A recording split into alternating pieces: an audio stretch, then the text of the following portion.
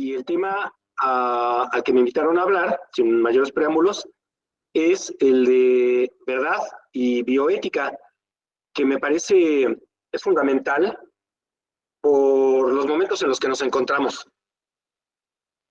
Seguramente no será difícil concordar con la siguiente afirmación.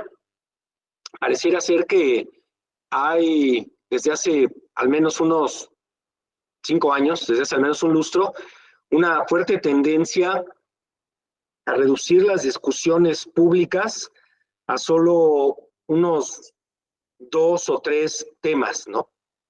Que tienen que ver íntimamente con la bioética, ¿no? Que son los temas de género, de igualdad, ¿no? No solo de género masculino-femenino, sino también lo que se conoce como el movimiento LGBTQ+, y sobre ambientalismo, ¿no? En un poco menor grado, al menos aquí en México, ¿no? Probablemente en otros países como Estados Unidos con mayor intensidad, el cuarto tema serían las cuestiones raciales, ¿no? Aunque también podemos observar que aquí en México se escucha en la discusión pública estos temas, ¿no? Pero pareciera ser que la vida humana se ha reducido, al menos en el campo de la política, a solo esos 4 temas.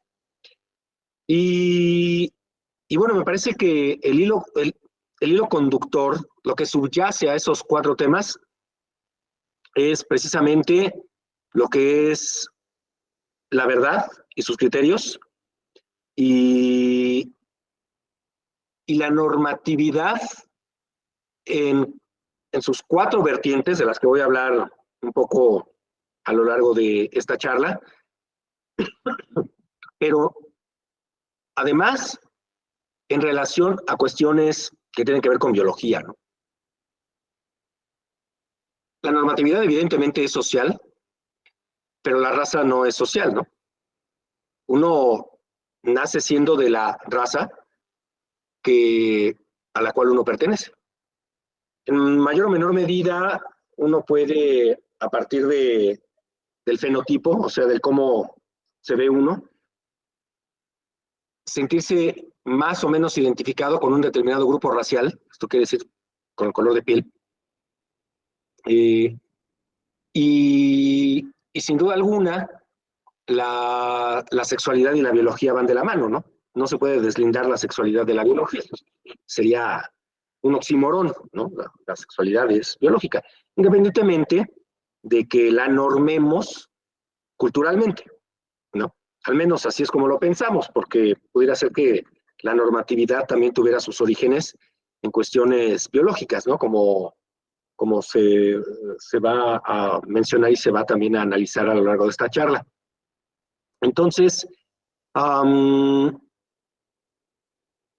le compartí a Nicte un video que me gustaría que se los pasara, pero con la siguiente instrucción. No sé si me pudiera confirmar, Nicte, si está listo el video para ser proyectado. 1 minuto, por favor. Ahí voy. Sí. Mientras tanto, les comento el ejercicio que vamos a hacer, porque no, o sea, independientemente de que la charla pues la voy a conducir, también me gustaría que fuera realimentativa, ¿no?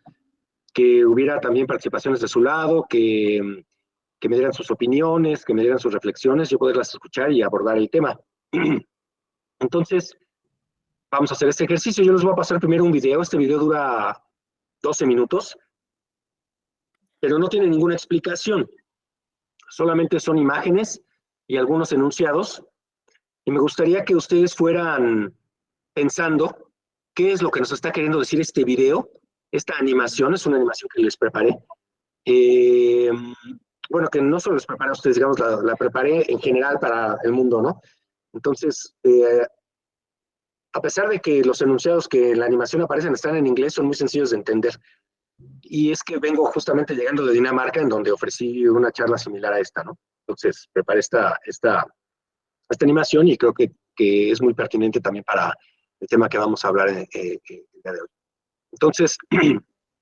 nueva cuenta les pido, muchas gracias, Sí. Nicte, que conforme vayamos viendo la animación, ustedes vayan intentando a partir de sus imágenes el poder, eh, el poder entender qué es lo que nos está queriendo decir y después la vamos a ir abordando poco a poco. O sea, vamos a ir haciendo alguna pausa y vamos a ir viendo nuestras interpretaciones. Sí, muchas gracias. Entonces, adelante, por favor. Creo que sí se ve, ¿verdad? Pues, Comenzamos. ujú. Esperemos que se escuche también, porque tiene musiquita.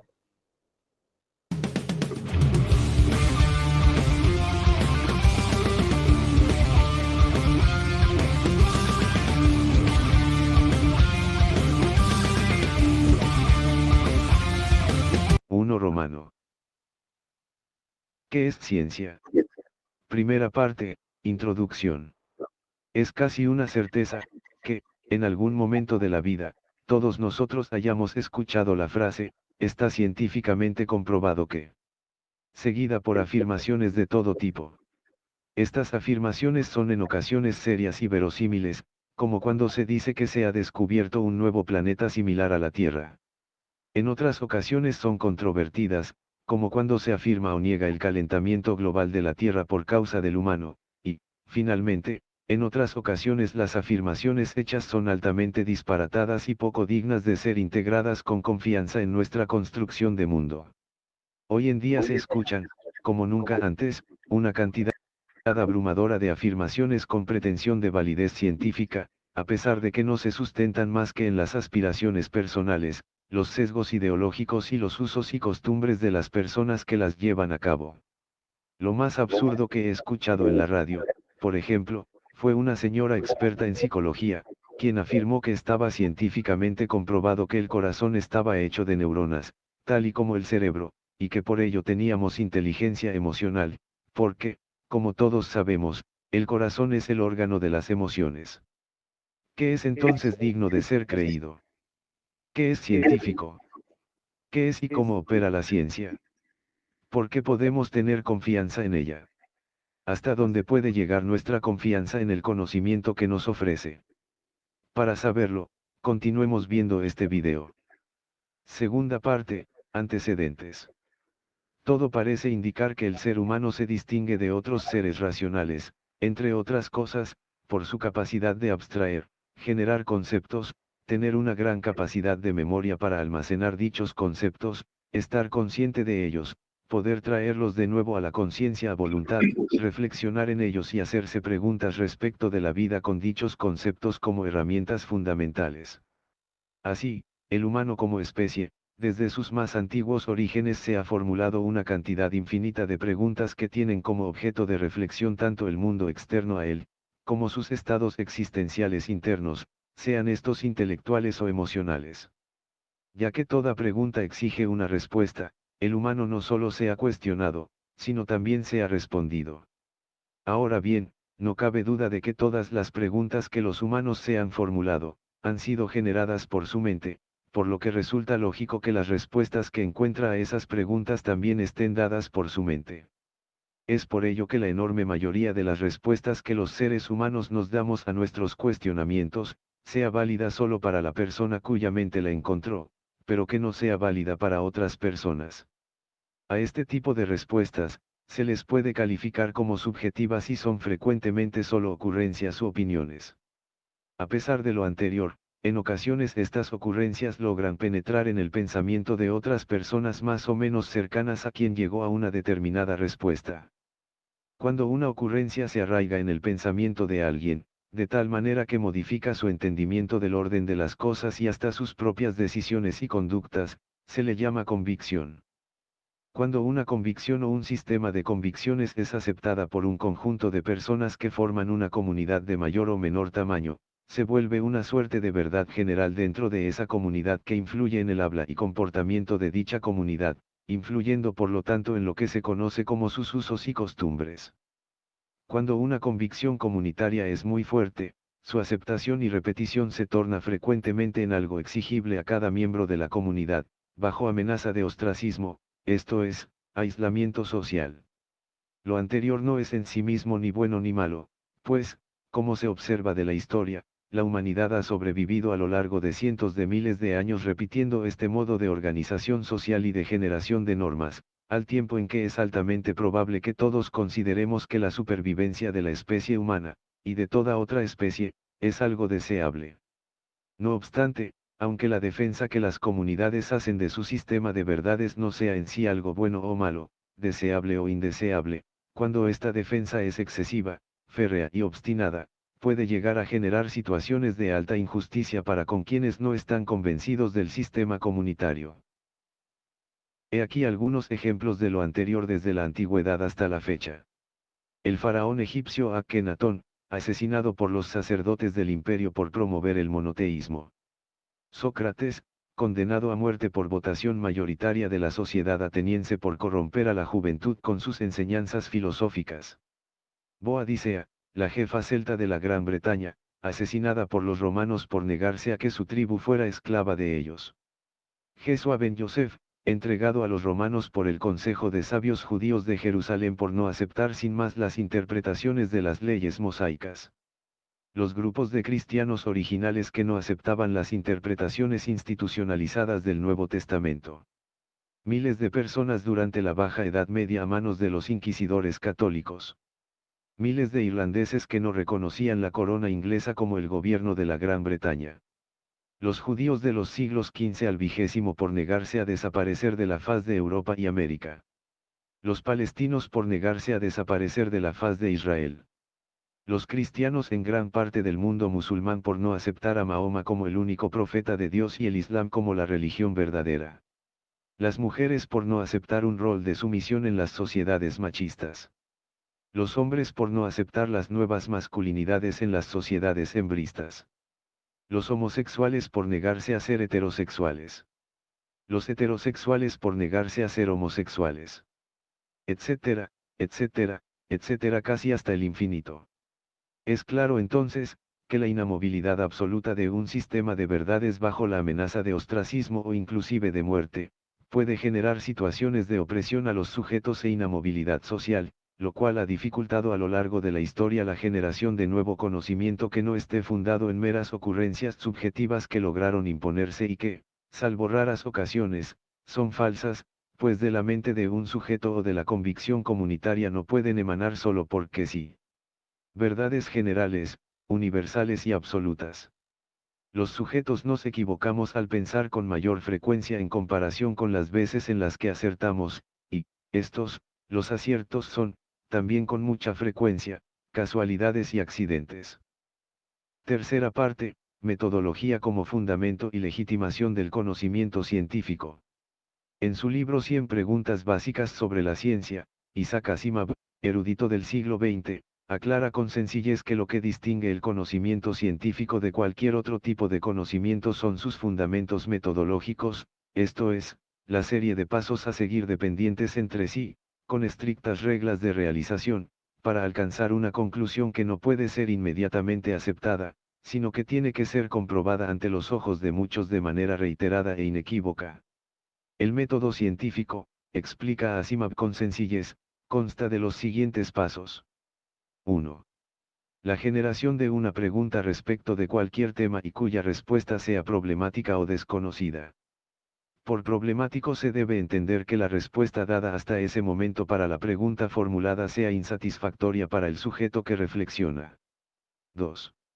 Encontrar las condiciones de posibilidad del fenómeno que originó la pregunta, empleando el principio de economía, también llamado navaja de Occam. Esto es, que se debe ser lo suficientemente inteligente y crítico en la reflexión y el análisis, para encontrar cuáles son los únicos factores que influyen en la existencia del fenómeno preguntado. Por ejemplo, si se pregunta uno por la velocidad de traslación de la Tierra alrededor del Sol, el número de habitantes del planeta Tierra no resulta relevante y, por lo tanto, no es condición de posibilidad de la velocidad cuestionada. 3. Recabar toda la cantidad de datos posibles que se relacionen con el fenómeno y sus condiciones de posibilidad. Estos datos pueden y deben provenir tanto de la experiencia como de las investigaciones que, respecto del fenómeno problemático, hayan generado y ofrecido a la crítica otros pensadores o científicos que nos han precedido. A pesar de que esto se escucha sencillo, en la práctica no lo es por diversas razones. El primer obstáculo yace en la soberbia del sujeto, sus convicciones y sesgos. No es raro preguntarnos algo, reflexionar al respecto y encontrar una respuesta inmediata que suene convincente, casarnos con esa idea y, a partir de ese momento, defenderla a capa y espada, sin haberla hecho pasar por el filtro de la comprobación reiterada a través de la experiencia personal, colectiva, general y finalmente universal.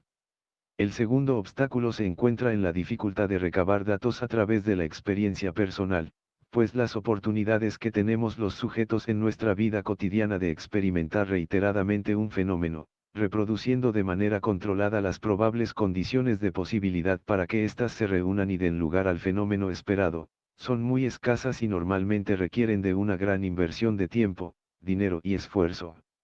Es por ello que en tiempos actuales hay centros generadores de conocimiento científico, como las universidades y centros de investigación, con diversos niveles y entrenamiento gradual, que buscan garantizar las condiciones de investigación de las personas interesadas en fenómenos problemáticos. Al mismo tiempo, hay también centros recopiladores de conocimiento, como los acervos, las bibliotecas, las hemerotecas, las filmotecas, las fonotecas, aunque no todo el material recopilado goza de la calidad de conocimiento científico. ¿Qué características debe entonces tener el conocimiento para que pueda ser considerado científico?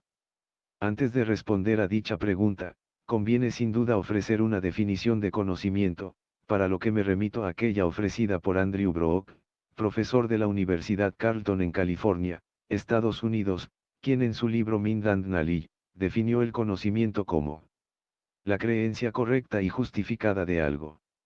De esta manera, el conocimiento científico sería la creencia correcta, esto es confirmada constantemente con los hechos, y justificada, esto es, contrastada y comparada con sus antítesis mediante la experimentación objetiva y pública, de algo. De lo anterior, se deriva que el conocimiento científico debe de poder presentar públicamente las siguientes características. Primero, ser el resultado de la aplicación de pasos metodológicos. Segundo, ser contrastable. Tercero, con criterios constantes de medición. Biótica y Cuarto, problemas. ser predecible. Quinto, Ya pasé la ser materia, el corroborable. examen fue el examen que nos hicieron para pasar. Al final, y el final me subió. Maestra Isabel Estrada, por favor.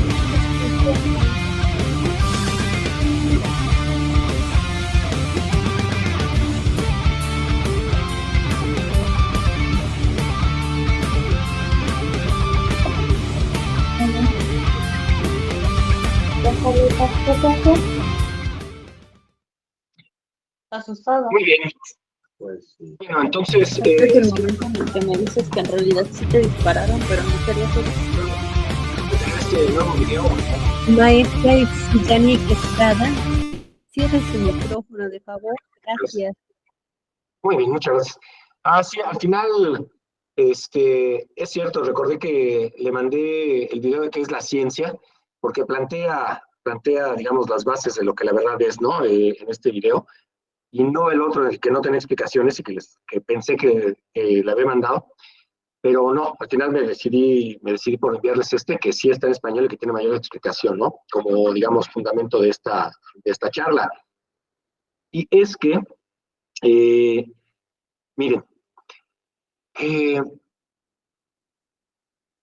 tal vez ustedes como yo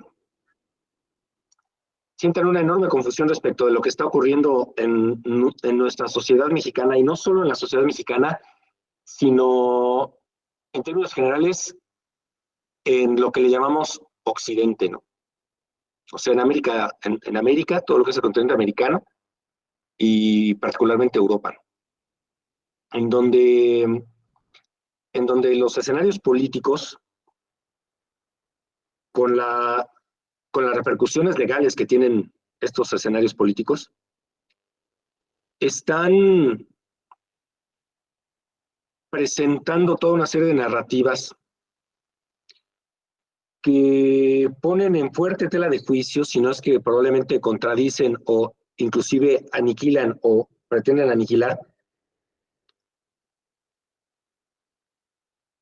toda la base de conocimientos en los que nos formamos las personas que hemos vivido pues los últimos 100 años tal vez, ¿no? Y lo hacen con una velocidad vertiginosa.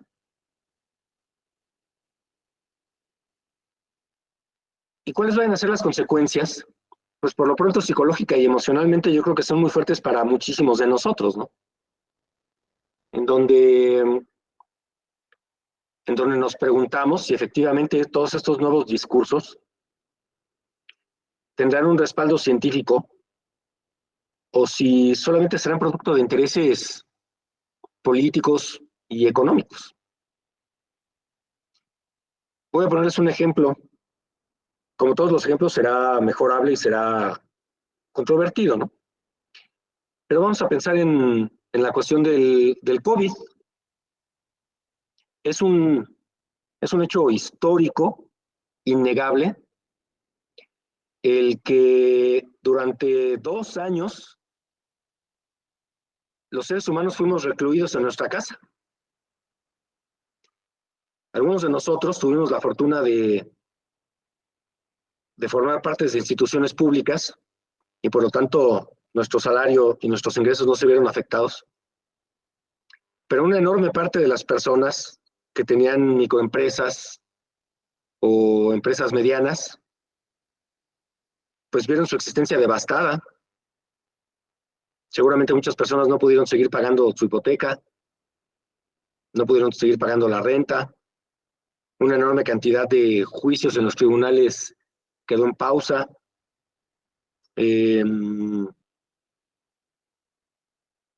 Y todo a partir de,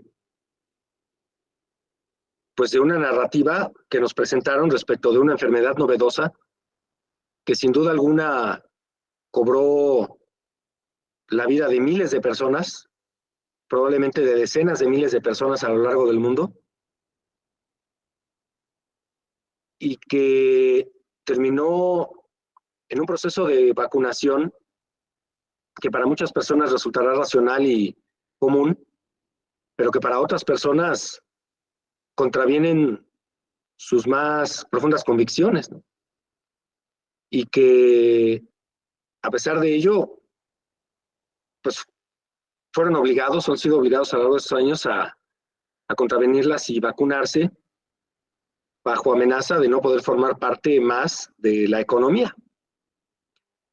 Y sin embargo, a casi 2 años de que hayan levantado el encierro por la pandemia, a 1 año y medio de que hayan levantado el encierro por la pandemia, pues pareciera ser que es cosa del pasado lejano, ¿no? De repente hay noticias que insinúan que hay fuerzas y movimientos que propugnan porque de nueva cuenta hay un encierro aludiendo otra vez al COVID, pero las personas ya nos portamos un poco más escépticas, ¿no? Hasta el momento no hay un consenso respecto de lo que el COVID significa para la humanidad, ¿no? Hay una cantidad sustancial de movimientos, de personas que se presentan a sí mismas como científicas, que afirman que no es más peligroso el COVID que cualquier otra enfermedad, probablemente lo es inclusive hasta menos que lo que fue la gripe española hace un poco más de 100 años. Hay otros que sostienen que de no haber sido por este encierro y por la posterior vacunación obligatoria,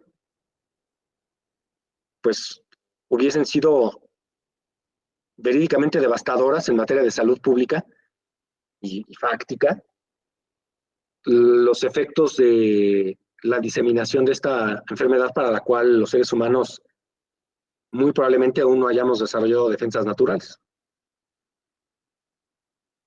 pero lo que es indiscutible es que estuvimos encerrados 2 años. Esto quiere decir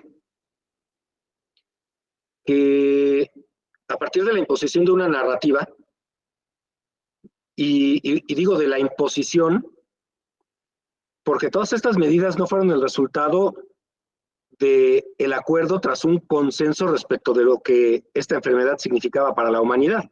Se tomaron de manera unilateral y además provenientes desde las más altas autoridades mundiales, ¿no? Por sugerencia de la Organización Mundial de la Salud, que está adscrita a la ONU. Y los gobiernos que consecuentemente operaron a nivel mundial de una manera coordinada como probablemente nunca lo habíamos visto en la historia de la humanidad, ¿no? Todos los gobiernos de todo el mundo llevaron a cabo las mismas medidas con mayor o menor intensidad, pero al mismo tiempo y en el mismo orden.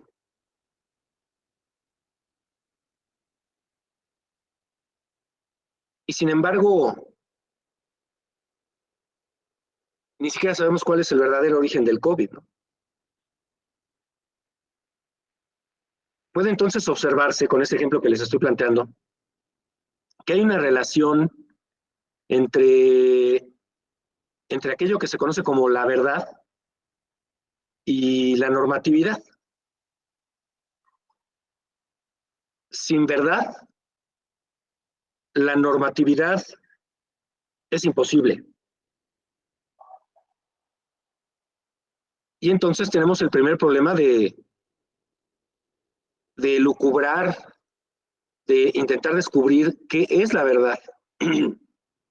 Pero para poder saber qué es la verdad necesitamos saber cuáles son sus condiciones de posibilidad, cuáles van a ser los criterios de validación de las descripciones que se hagan de determinados fenómenos y que como resultado de esas valoraciones y de la congruencia entre esas valoraciones, esos criterios y las descripciones que se están haciendo de esos fenómenos, las conclusiones puedan ser acompañadas del epíteto verdad.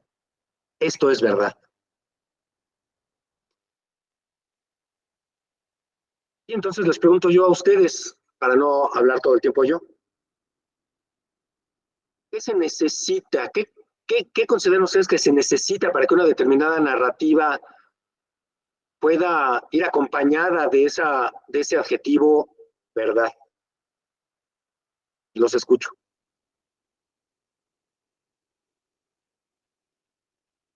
Hay casi 80 personas presentes, entonces dentro de estas 80 personas debe de haber por lo menos unas 5 que puedan ofrecerme sus elucubraciones.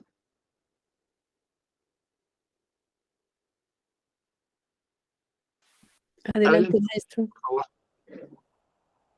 Gracias, doctor. Gracias por sus comentarios. Dice que leo y veo con atención el video que usted comenta o que pone como referencia. Yo creo que muchos de nosotros estamos basados nuestro trabajo en la comunicación, o mejor dicho, en la generación del conocimiento y en el método científico. Entonces yo creo que una cuestión importante en este punto es el hecho de comprobar lo que estamos haciendo. Si no podemos hacer dichos al aire, porque entonces no tendrían, nada más que la maestra Sara Vallejo apague su micrófono.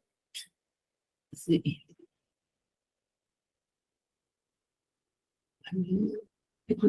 Sí, que se lo tengo bien. Está el micrófono.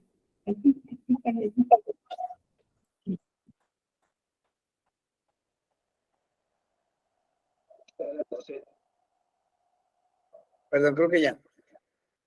Comentaba que no podemos hacer aseveraciones sin fundamentos, pues. En ese sentido estamos hablando, como comunidad de ciencia no podemos creer todo lo que nos dicen y todo lo que nosotros vemos, sino que tenemos, particularmente nosotros, no podemos difundir una información con alguna suspicacia o con alguna situación que pudiera generar un caos en la sociedad que no está tan involucrada con la ciencia, ¿no? Pues normalmente, al menos en la pandemia en México, ¿qué sucede?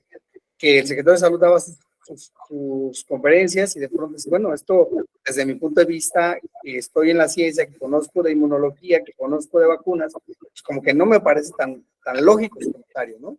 Pero entonces eso es lo que tenemos que hacer nosotros. De alguna manera, la parte que nos toca es detener ese tipo de comentarios que no tienen fundamentos científicos en su base, ¿no? Que están hechos solamente porque a alguien se le ocurrió decirlo, pero sin tener una comprobación previa. Eso es lo que trato de entender todo esto. Sí, concuerdo contigo. Por el momento no voy a abordar de manera directa las respuestas, sino hasta el final para que haya mayor participación. Paula Reina, por favor, te escuchamos. Hola, buenas tardes. Pienso que dentro de ello debemos tener métodos que puedan medir para poder decir que eso es verdad. Creo que para mí la medición pues es una de las partes importantes del método científico. Gracias. Sí, concuerdo también, ¿no? Concuerdo también. Rosa Eugenia, por favor.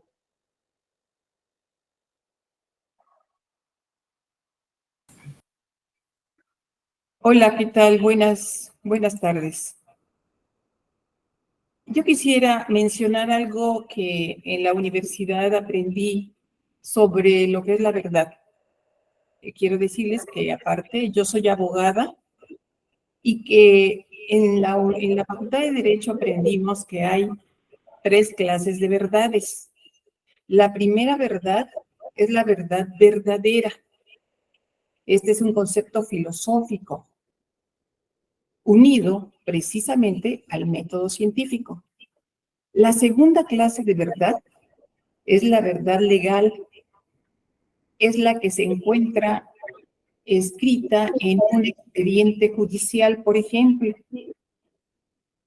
Y la tercera clase de verdad es la verdad histórica. Esta verdad histórica responde a un método científico que es el método histórico. Por ejemplo, para saber que en la tumba de Tutankamón, pues existen determinadas características y muchísimos otros ejemplos que no considero no es necesario darlos. Solamente me interesa señalar que la verdad verdadera es la verdad científica, la que responde a un método científico que cubre los pasos que ya usted mencionó y que lo vimos en el video. Esa es mi participación. Muchas gracias. Muy interesante sobre todo porque tocas también ya aspectos jurídicos que tienen que ver con la normatividad, cosa que vamos a abordar tan pronto también en esta serie de participaciones. Esta fue la participación de Sara y veo también que Rosa Eugenia tiene la mano levantada. ¿Es correcto o están conectadas desde la misma, no sé, liga o algo por el estilo? Estamos juntas. Ok. Muy bien. Muchas gracias. Entonces, Gerardo, por favor. Y Sara. Muy bien, muchas gracias. Gerardo, te escuchamos. Hola, doctora Alexander, buena tarde a todos. De antemano una disculpa porque tengo una falla técnica con mi cámara, entonces solamente tengo ahorita disponible el audio. Me parece muy importante todo lo que usted está comentando en este caso específicamente sobre el conocimiento. Habría que recordar que el conocimiento lo podemos adquirir de diferentes maneras, lo que es el conocimiento de manera empírica, que lo podemos adquirir mediante las experiencias de la vida. Entonces, esta es una parte muy importante de la adquisición del conocimiento. Otra de manera mítica religiosa, las creencias, y también la población pues adquiere conocimiento a través de ello. Sin embargo, haciendo referencia a lo que ha comentado usted y los demás compañeros, debemos dar pues el privilegio a lo que es el conocimiento científico, que ya lo han explicado cuál es el conocimiento científico, y aquí algo importante es realizar la divulgación del conocimiento científico, hacer asequible la información a la población. ¿Para qué? Para que precisamente no pase lo que está comentando de que cualquier información puedan creer que es la correcta, que actualmente con la ciencia y con la tecnología tenemos en la palma de la mano el internet, algún dispositivo, y encontramos información pues que no es la correcta. Entonces yo considero que pues aquí lo importante es que, bueno, como divulgadores del conocimiento científico lo privilegiemos y consideremos que ello es un pilar para el desarrollo de la sociedad. ¿Cómo lo podemos hacer? A través de eligiendo pues un modelo de comunicación adecuado. Como bien lo comentaba en lo que fue la pandemia, pues utilizó mucho lo que es el modelo de aguja hipodérmica, donde pues mediante este modelo de comunicación obtenemos los resultados que esperamos, y simplemente vimos en lo que fue las medidas sanitarias, las autoridades sanitarias comentaban se va a usar cubrebocas, sana distancia, lavado de manos, estornudo de etiqueta. Todo eso lo podemos hacer mediante el modelo de aguja hipodérmica. Otro en el modelo de déficit, donde a lo mejor la persona que habla asume que él tiene solamente el conocimiento. Y bueno, yo considero que el modelo que nos conviene más integrar para la divulgación científica es el modelo colaborativo, donde participen ambas partes, la persona que está proviendo la información, y bueno, también escuchar a las demás personas, como en el caso que está ahorita haciendo usted, doctor. Entonces esa es mi participación, y pues felicidades porque está muy interesante su ponencia, muy amable. Muchas gracias, qué amable usted. Efectivamente, ¿no? Al menos dos de los participantes hicieron mención, al menos de manera indirecta, o así lo entendí yo, a la enorme capacidad que tenemos hoy en día en la sociedad a través de dispositivos tecnológicos como este teléfono celular, para formar parte de la discusión pública y difundir cualquier tipo de pensamiento, ¿no? Pero es riesgoso porque hay también una parte sustancial de la población que considera que porque está en Internet es verdad, ¿no? ¿Cómo podría ser falso si está en Internet? ¿Cómo podría ser falso si ya pasó por el aval de la Internet? Cuando, pues propiamente hablando, Internet solamente es un banco de datos que reproduce cualquier cosa que se vierta en ella, ¿no? Y no obstante, hemos visto que ha habido cosas como el encierro, la pandemia, sin que supiéramos que era propiamente hablando lo que estaba pasando, o movimientos sociales como el Black Lives Matter, o como una revolución que hubo en Egipto, ¿no? Hace algunos años, hace alguna década, que fue convocada supuestamente a través de Twitter, o que al menos eso nos dicen, ¿no? Que se convocó a través de Twitter a la población en el Cairo, y la población salió en masa y tiraron a Hosni Mubarak, que era el presidente en ese entonces, ¿no? Eso seguramente es una narración fantástica, porque hace 10 años Twitter ni siquiera era tan popular, y a la fecha no todas las personas tienen Twitter. Entonces, y sin embargo nos lo dicen, las personas lo leen en un periódico que aparece en Internet, se lo creen, y su vida opera en conformidad con eso, ¿no? Empieza a volverse algo bastante riesgoso la democratización de la verdad y de la participación y de la discusión en la imposición de verdades o en la generación de narrativas que pretenden ser aceptadas como verdad, cuando éstas empiezan a modificar la normatividad de las personas, ¿no? Y por normatividad voy a entender yo aquellos juicios que tienen como pretensión la modificación de conductas del sujeto para que a través de esta modificación se transforme la realidad de acuerdo con un modelo de deseabilidad determinado. ¿Sale? Esa sería para mí la normatividad. Espero que se haya entendido porque fue una definición un poco abstracta. Pero básicamente lo que significa es que la racionalidad humana distingue entre las cosas que entendemos que son, las cosas que creemos que son, y otro escenario que consideramos más deseable. Y entonces esta insatisfacción nos dice, transforma el mundo, transforma la realidad para que el resultado de esa transformación se parezca más a este modelo que tú encuentras ideal. Y entonces, como somos muy inteligentes, la racionalidad que se ubica en el cerebro nos indica la serie de pasos a seguir para transformar ese estado de las cosas y que dé como resultado este escenario ideal.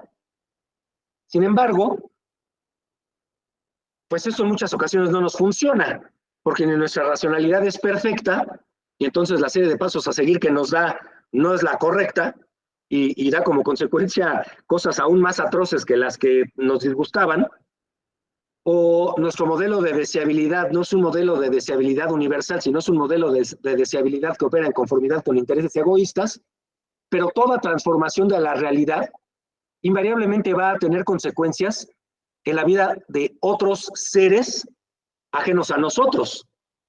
Y si esta normatividad la llevamos a un plano allende nosotros mismos, pues entonces esas consecuencias muy probablemente vayan a ser en contra de la voluntad de los sujetos sobre de quienes están recayendo estas consecuencias. Y el último de los escenarios indeseables es cuando estos modelos de deseabilidad subjetiva basados en comprensiones subjetivas de la realidad que se presentan a sí mismas como si fueran la verdad verdadera, que enunció Sara, ¿no?, de una manera bastante simpática, terminan siendo obligatorias para la sociedad, y entonces la transformación de la vida de cada uno de los miembros y de las comunidades de esa sociedad se vuelve obligatoria bajo amenaza de punibilidad, porque eso es el derecho. A partir de este momento todo el mundo lo tiene que hacer, o si no, hay castigo. O al revés, a partir de este momento nadie puede hacerlo, o si no, hay castigo. Es algo bastante preocupante, no propiamente esta relación, porque es una relación que siempre ha existido. Lo que es preocupante es que los seres humanos no tengamos en claro muchas cosas, dentro de las cuales está el que confundimos la gimnasia con la magnesia. No nos damos cuenta de que hay al menos 4 dimensiones distintas de normatividad, sino que creemos que todas van en conjunto y que sus conceptos, sus principios, sus definiciones van todas empatadas y obrando en armonía, y que por lo tanto una requiere de la relación de defensa de la otra de manera necesaria, particularmente cuando esta defensa la va a llevar a cabo la legalidad, que tiene como característica la punibilidad, ¿no? ¿Cuáles son esas cuatro dimensiones de la normatividad que vengo a ofrecerles? Puede haber otras, pero este es un modelo que yo les estoy ofreciendo. La primera es la normatividad pragmática. Vamos a ver si encuentro por aquí yo el chat para describírselas. Creo que aquí está el chat. Entonces, la primera sería, vamos a poner aquí dimensiones de la normatividad, dimensiones de la normatividad en el chat. Entonces, la primera sería la pragmática. La pragmática da, digámoslo así, nos indica las normas, los juicios normativos que indican lo conveniente. ¿Sale? Lo conveniente, ¿qué es lo conveniente? ¿Sale? Y se conocen como, pues, reglas de prudencia. ¿Vale? Reglas de prudencia. O sea, lo que hacen es decirnos cómo no meternos en problemas, ¿sale? La pragmática. ¿Y qué es lo que se va a encontrar problemático? Pues va a depender de cada persona, ¿no? Por ejemplo, a mi mamá, como buena madre tradicional, le preocupa mucho que yo solamente coma una vez al día, ¿no? Porque como solo una vez al día. ¿Y por qué como solo una vez al día? Porque lo considero conveniente para mi cuerpo. ¿Por qué lo considero conveniente? Porque leí ahí algunos textos de nutrición que hablaban de ayuno intermitente. Me pareció que ya mi metabolismo no es lo suficientemente rápido como para estar comiendo 3 veces al día, de manera que como una buena cantidad de proteínas, pocos carbohidratos y muchos minerales una vez al día, y en la mañana multivitamínicos y en la noche nada, y mucha agua. Entonces, eso es lo que yo encuentro conveniente, ¿se entiende? Y entonces, para mí es prudente el no comer varias veces al día, no comer muchos carbohidratos, y es conveniente comer solo una vez al día. A esto se le conoce como pragmática. Pero la pragmática es neutral. Ahorita yo les puse un ejemplo bastante, digamos, pues, sí, ¿no? Simpático, digamos, algo que la gente pudiera ser controvertido, pero la gente diría, bueno, pero eso no tiene propiamente, no es egoísta lo que está diciendo, no está obligando a nadie a vivir así. Pero hay otras ocasiones en las que cuando el pragmatismo coquetea con el egoísmo, sí puede generar repercusiones indeseables para los demás, ¿no? Si una persona tiene hambre y se mete a una tienda y roba, pues eso va a generar problemas. Lo encontró conveniente. Una persona no tiene mucho dinero, y como no encuentra trabajo, o a lo mejor no quiere trabajar, por el motivo que sea, se dedica a robar. Pues eso lo encuentra él conveniente, ¿no? Es conveniente para él, pero no es conveniente para los demás. Y sin embargo, les aplica sus normas pragmáticas a los demás. Entonces, la pragmática es neutral. La pragmática, la conveniencia va a estar determinada solamente por el sujeto o por los sujetos cuando entre todos convienen que es lo adecuado para ellos en materia de prudencia, ¿no? La segunda vendría siendo las reglas de la problemática. Esa problemática es el campo de la normatividad que nos indica cómo resolver los problemas en los que no nos debimos haber metido si hubiésemos sido prudentes. O sea, ya una vez que se ahogó el niño, ya buscan tapar el pozo, digámoslo así. Para evitar la sed, pues es bueno estar hidratándose a lo largo del día. Pero resulta que si por cualquier motivo uno no pudo o uno no quiso, ya cuando uno empieza a sentir sed, a tal grado que empieza uno a sentir angustia, pues el problema ya está allí. Y eso va a ser resultado de no haber sido prudentes. Si está haciendo calor, es bueno cargar consigo mismo una botella de agua para que estarse hidratando constantemente. Eso sería lo prudente. Pero si uno no lo hizo, al no haber actuado prudentemente, se genera un problema y entonces la racionalidad nos indica juicios para transformar la realidad para resolver ese problema. De nueva cuenta, a veces la racionalidad se equivoca y no nos da los pasos adecuados para resolverlo y en muchas ocasiones podemos llegar a meternos en más problemas. Pero a veces sí los resolvemos, sin repercusiones para nadie y de una manera amigable para todos.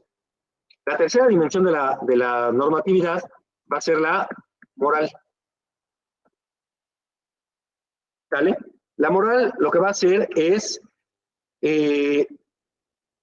partir de principios que la racionalidad encuentra universalizablemente deseables, como la honestidad, la dignidad, la libertad, la igualdad jurídica o de oportunidades, como le llaman algunas personas, la lealtad, la generosidad, la magnanimidad, la franqueza. Todos esos son principios que a lo largo de la historia de la humanidad siempre han estado presentes en todas las culturas, en todos los tiempos, en todas las ubicaciones geográficas. Son los principios los que son universales. Pero los principios son cosas muy abstractas y se tienen que representar a través de conductas. Y es en las conductas o en la representación en donde empieza a haber diferencias antropológicas, ¿no? Hay quienes se representan la dignidad a través del reconocimiento que los seres humanos tenemos del ejercicio de nuestra propia libertad.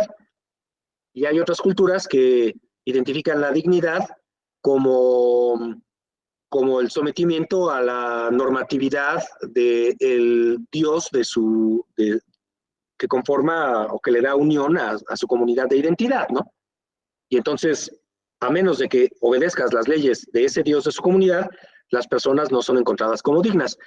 Esto quiere decir que se representan el contenido de la dignidad diferente, pero el principio sigue siendo universal. Se entiende algo que es valioso, algo cuya existencia es deseable en sí misma, ¿no? Espero que se vaya entendiendo lo que estoy planteando. Y la cuarta dimensión, pues es la de la legalidad, en donde esta normatividad ya no proviene, ya no es el sujeto personal el que juega el papel principal, sino que ya es el sujeto colectivo el que juega el papel del creador de esa normatividad jurídica.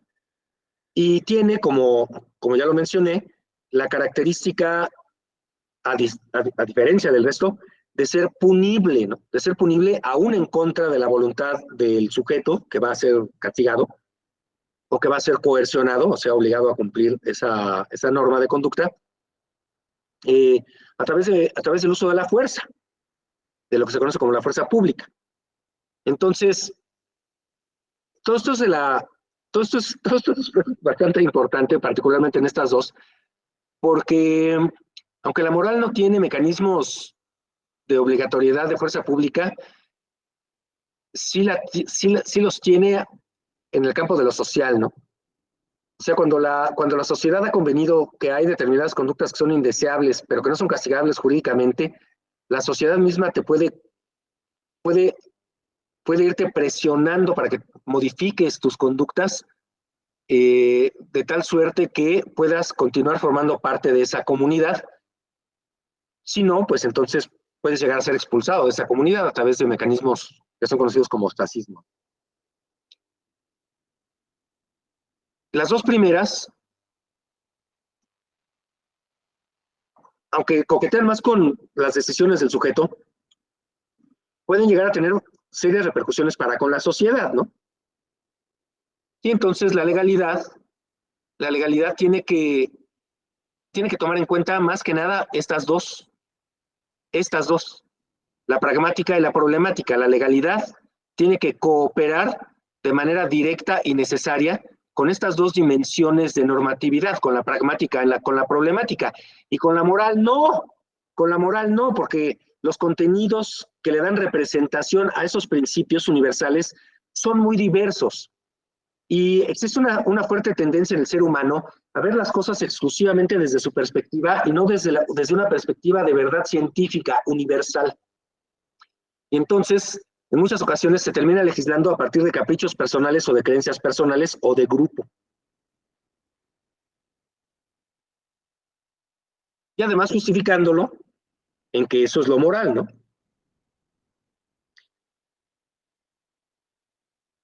Aunque pareciera que esto que digo, pues tendría que ser un acuerdo claro y objetivo y tranquilo e indiscutible, pues resulta que no es así. Hay una enorme cantidad de personas que creen que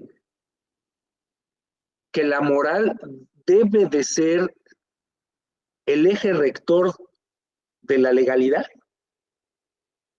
pero ni siquiera comprenden lo que es la moral y confunden sus representaciones, sus gustos, con lo que es la moral.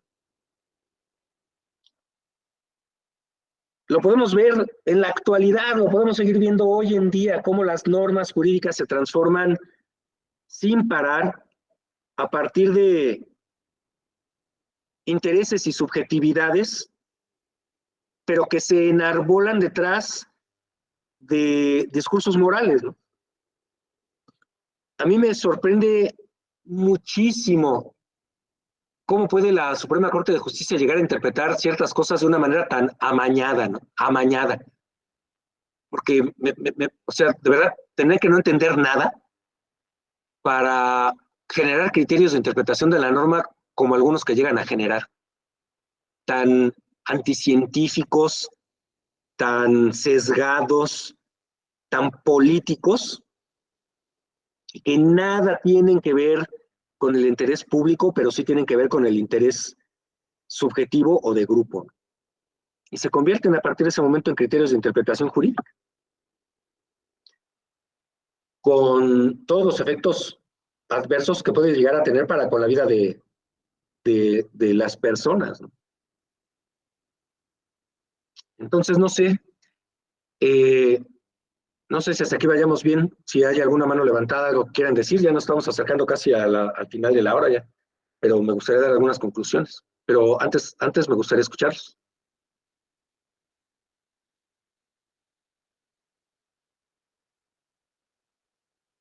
No, nadie, ya todos se durmieron o ya todos están preparándose el té de la noche. Bueno, sí, adelante. Rosa Eugenia.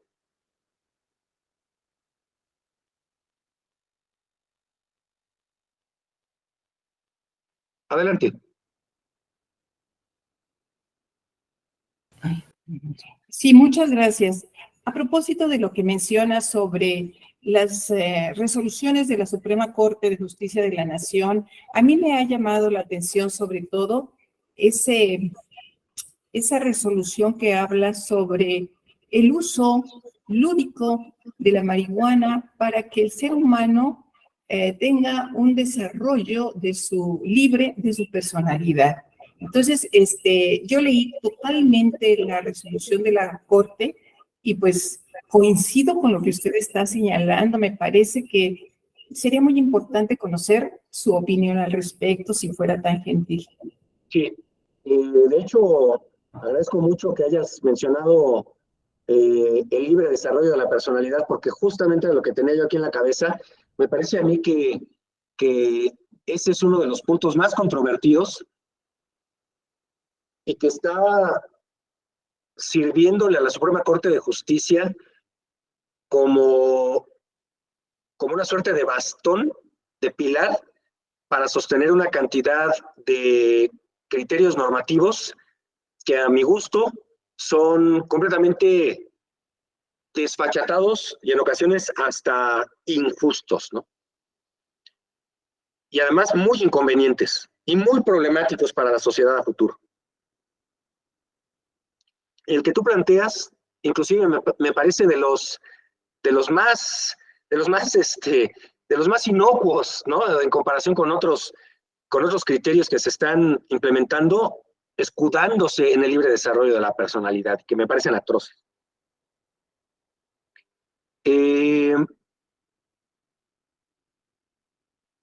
Yo me declaro públicamente, desde hace muchos años me he declarado públicamente en contra del uso de las drogas. Algunos me tildan de conservador, ¿no? Y no es que me espante que la gente use drogas, ¿no? Lo que me espanta son las consecuencias del uso de las drogas. Eso es lo que me espanta, ¿no? Y la enorme falta de responsabilidad y la enorme falta de confrontación que llegamos a tener los seres humanos para con las vivencias de nuestra cotidianidad, de tal suerte que buscamos fugas que además dan al traste con nuestro organismo, ¿no? Esto no quiere decir que yo esté a favor de la penalización del consumo de sustancias que uno pudiera decidir o no consumir, ¿no? Porque entonces tendríamos que empezar a prohibir cualquier cosa que le hiciera daño al cuerpo y casi tenemos que prohibir todo, porque pues hasta respirar en la Ciudad de México le hace daño al cuerpo, ¿no? Y se me permite el chiste. Pero lo que sí quiero decir es que comienzan con lo menos controvertido y una vez que se dieron cuenta de que no hubo muchas consecuencias, empiezan a legislar sobre cosas más controvertidas, empleando los mismos sustentos argumentativos, en este caso el que bien planteas y que a mí me parece atroz. O sea, no me parece atroz el libre desarrollo de la personalidad. Yo estoy a favor del libre desarrollo de la personalidad, pero una cosa es el desarrollo de la personalidad y otra cosa es la destrucción de la personalidad, u otra cosa es la destrucción de la sociedad a partir de que yo quiero que la sociedad se pliegue ante mí porque yo me considero algo, ¿no? Entonces, a partir de este momento será mi prerrogativa el que todo el mundo se doblegue ante mí, porque si no, no me están dejando ser libre en mi desarrollo de mi personalidad, ¿no? Y además, no solo eso, además quiero que el Estado me pague, ¿no? Además quiero que el Estado abone a mi libre desarrollo de la personalidad. Lo que nunca nos dicen es que la libertad conlleva responsabilidad. Y entonces, pues si resulta que yo soy libre de determinar mi personalidad y de desarrollarla a partir de mis propios criterios, pues entonces yo tendré que hacerme también responsable de todos los efectos y de todos los costos, tanto económicos como físicos, como psicológicos, como emocionales, de mi toma de decisiones, porque esa es la libertad. Y sin embargo no es así. Nos pasan la cuenta a todos, en materia social, económica, política, normativa, educativa, cultural. Y entonces resulta que la sociedad pues, cada vez más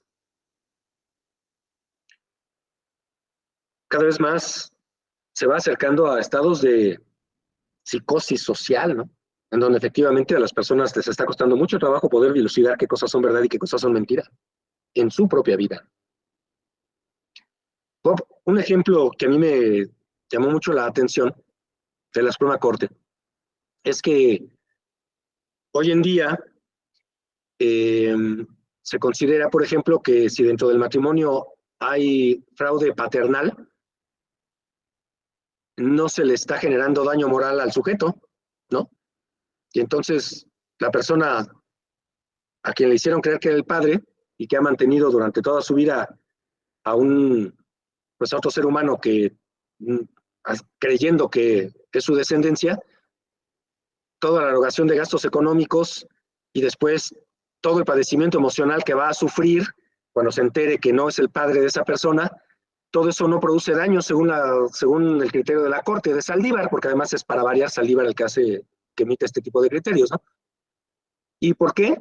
¿A partir de qué dice que no se le produce ningún tipo de daño moral a una persona a la que le hicieron durante toda su vida creer que era el padre de un niño que no era?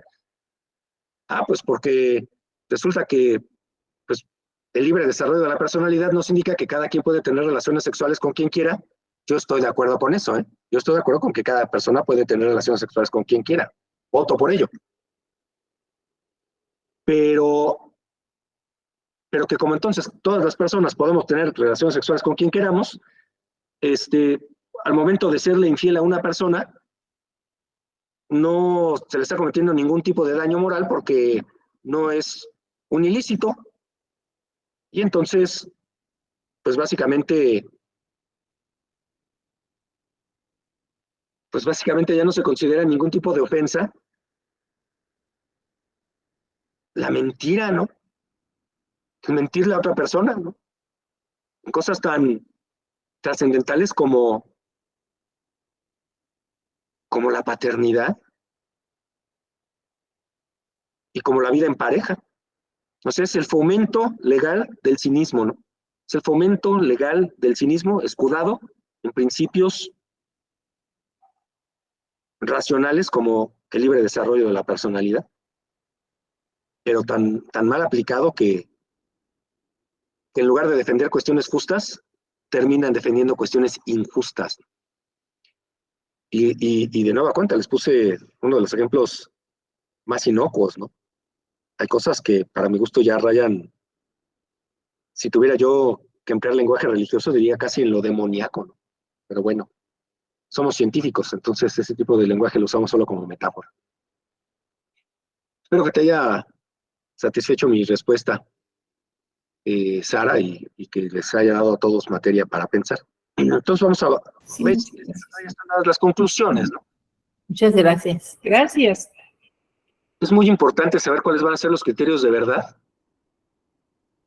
porque sobre ellos se sustenta la normatividad, ¿no? Y actualmente vivimos en un mundo en donde se busca destruir la verdad, en donde la ciencia se ve constantemente atacada por discursos netamente subjetivos, políticos, de intereses de grupo, de identidad, que tienen cualquier otro tipo de intereses excepto los universales y los generales y los de prudencia, ¿no?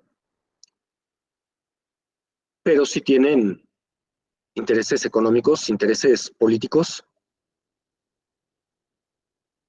y en muchos casos, pues hasta la imposición de modelos que para ellos resultan sanos, pero que para muchas otras personas en el resto del mundo pudieran no representarlo, ¿no? y sin embargo se presentan como si fueran criterios de verdad y modifican la normatividad al respecto. Entonces nosotros como médicos, como científicos, como biólogos, como eticistas, como legisladores, tenemos que estar muy, muy cuidadosos de eso, ¿no? Y participar en las discusiones sin temor a defender lo que sabemos que es el resultado de la metodología científica estricta, sin intereses, y que ha pasado ya por una criba de propia falseabilidad, ¿no? Claramente por el nivel de participaciones que ha tenido esta charla me doy cuenta que estoy entre personas bastante educadas y con bastante preparación. Así que yo sé que están entendiendo lo que les estoy diciendo. Esto quiere decir, no quiero ponerles ejemplos porque los ejemplos siempre son controvertidos, ¿me entienden? Les estoy hablando en abstracto porque yo sé que cada uno de ustedes entiende lo que les estoy diciendo y que van a poderlo aplicar, ¿no? Y que probablemente en muchas ocasiones no han participado en este tipo de discusiones porque ya pareciera ser que ya da temor el participar en discusiones públicas y llevar la contraria a pesar de que las cosas que se estén diciendo sean las más disparatadas y las más ofensivas a la intelectualidad y la racionalidad humana y a la normatividad racional.